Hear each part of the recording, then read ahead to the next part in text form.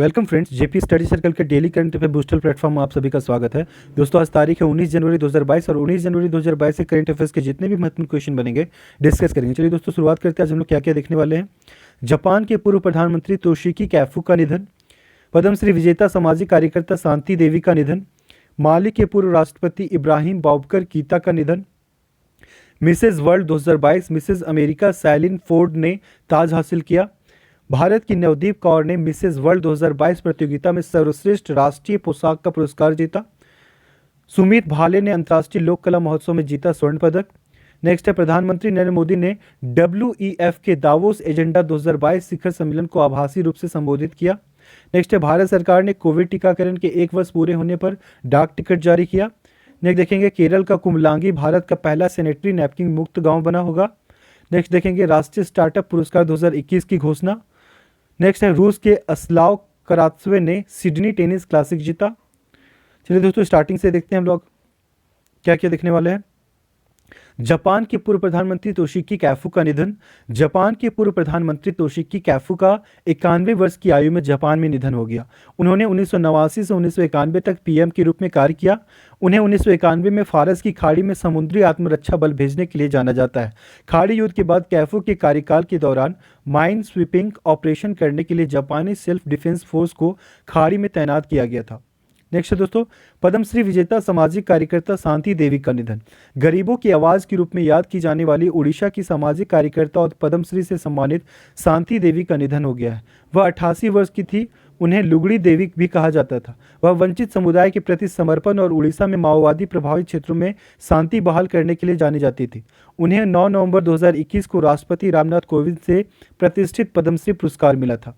Next दोस्तों, बहुत ही महत्वपूर्ण है, माली के पूर्व राष्ट्रपति इब्राहिम बाउबकर कीता का निधन। एक सैन्य तख्ता पलट में अपदस्थ किए गए माली के पूर्व राष्ट्रपति इब्राहिम बाउबकर कीता का निधन हो गया है। श्री कीता ने माली पर सितंबर 2013 से 7 साल तक शासन किया था, जब तक कि उन्हें अगस्त 2020 में एक सैन्य तख्ता पलट में उखाड़ फेंका नहीं गया था। उन्होंने 1994 से 2000 तक देश के प्रधानमंत्री के रूप में कार्य किया था।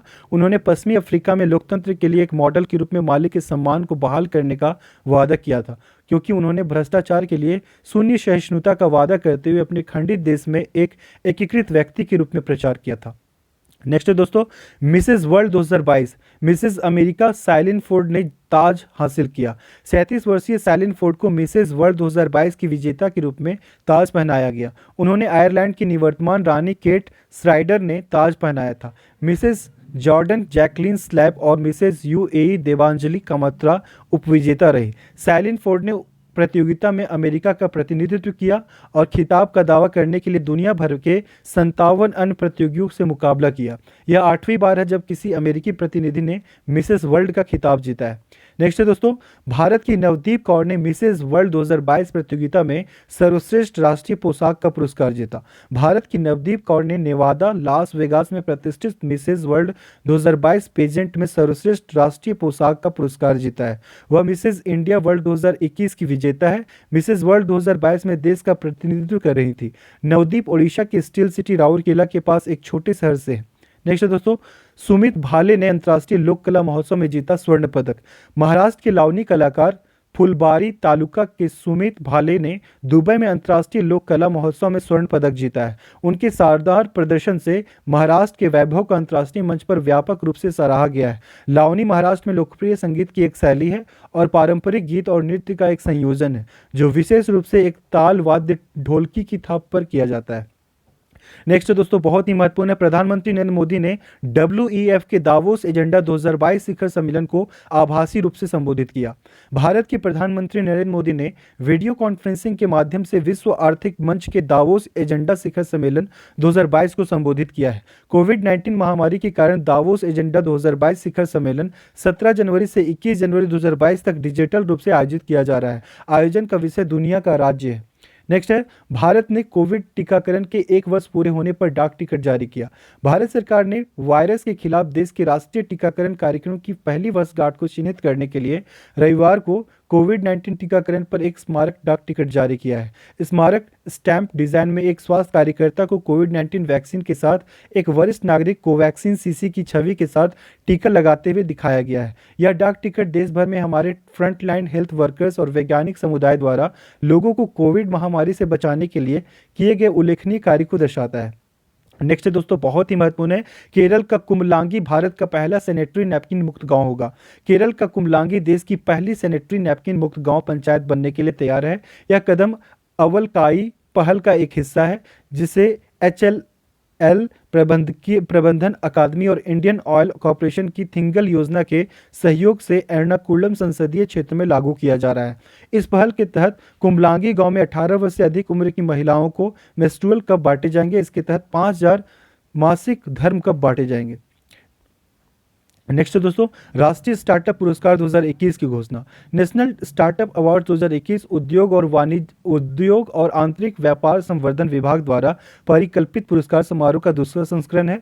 भारत सरकार द्वारा कुल 46 स्टार्टअप्स को एक इंक्यूबेटर और एक एक्सेलरेटर के साथ राष्ट्रीय स्टार्टअप पुरस्कार 2021 के विजेताओं के रूप में मान्यता दी गई है। उन्हें उनके संबंधित क्षेत्रों में उनके योगदान के लिए सम्मानित किया गया है। नेक्स्ट है दोस्तों, रूस के अस्लान करातवे ने सिडनी टेनिस क्लासिक जीता। टेनिस में अस्लान करातवे ने एंडी मरे को 6-3, 6-3 से हराकर सिडनी टेनिस क्लासिक फाइनल में पुरुषों का एकल खिताब जीता और अपने तीसरे ATP टूर खिताब का दावा किया। महिलाओं के एकल खिताब का दावा स्पेनिश दुनिया की 9वें नंबर की पाउला बाडोसा ने किया, जिन्होंने अपने तीसरे करियर के खिताब पर कब्जा करने के लिए बारबोरा क्रेजिकोवा को 6-3, 4-6, 7-6 से हराया। चलिए दोस्तों, स्टार्टिंग से एक बार देखते हैं हम लोग क्या क्या देखे आज। जापान की पूर्व प्रधानमंत्री तोशिकी कैफू का निधन। फिर देखिए हम लोग पद्मश्री विजेता सामाजिक कार्यकर्ता शांति देवी का निधन। नेक्स्ट देखिए माली के पूर्व राष्ट्रपति इब्राहिम बौबकर कीता का निधन। नेक्स्ट देखिए Mrs World 2022 Mrs America Shaylyn Ford ने ताज हासिल किया।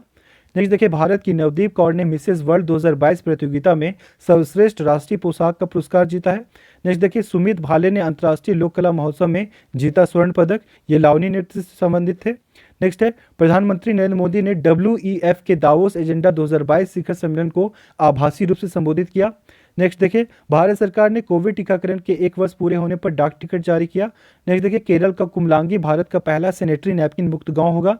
नेक्स्ट देखिए राष्ट्रीय स्टार्टअप पुरस्कार 2021 की घोषणा हुई है। रूस के अस्लान करातवे ने सिडनी टेनिस क्लासिक जीता।